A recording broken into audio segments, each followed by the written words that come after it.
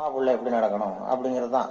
ஏன்னா தாய் அம்மாவுக்கு எப்போதுமே பிள்ளைங்கள் அம்மா பக்கம் தான் இருக்கும். அம்மா அம்மா பிள்ளைங்க தான் அதிகம். இதுல ஒரு பெரிய நீதிபதி இருந்தார், சென்னையில். உண்மையா நடந்தது.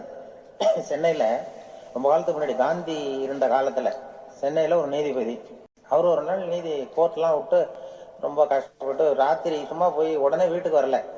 கோர்ட்டினுடைய நடவடிக்கை முடிஞ்சு வீட்டுக்கு வராம போய் எங்கெங்கேயோ போய் சுத்தி விட்டு அந்த நண்பர்களோட அப்படி உல்லாசமா அப்படி கொண்டாடி விட்டு நடு ராத்திரிக்கு வந்திருக்கிறாரு வீட்டுக்கு 1 மணிக்கு.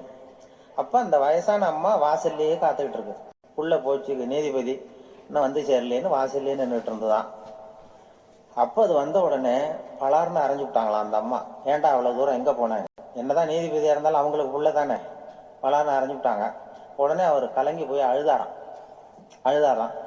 மறுநாள் கேட்டிருக்காங்க அந்த பக்கத்துல இருந்தவங்க, ஏன் உன்னை பெரிய நீதிபதி, பெரிய பதவியில இருக்க, அதனால உன்னை உங்க அம்மா அடிச்சுட்டாங்கன்னு அழுதியா அப்படின்னு கேட்டாங்களாம். அப்ப அவர் சொன்னாராம் நீதிபதி, இல்ல நான் இது மாதிரி எங்க அம்மா கிட்ட அடிக்கடி அடி வாங்குவேன். எப்போதும் அவங்க அடிக்கிற அடி பலமா விடும்.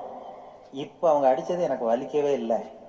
அந்த அளவுக்கு அவங்களுக்கு வயசாயிட்டுதே, பலம் குறைஞ்சுட்டுதேன்னு நினைச்சு அழுதேன் அப்படின்னு. அதுதான் புள்ள அம்மா பேர்ல உள்ள பாசம்ங்கிறது.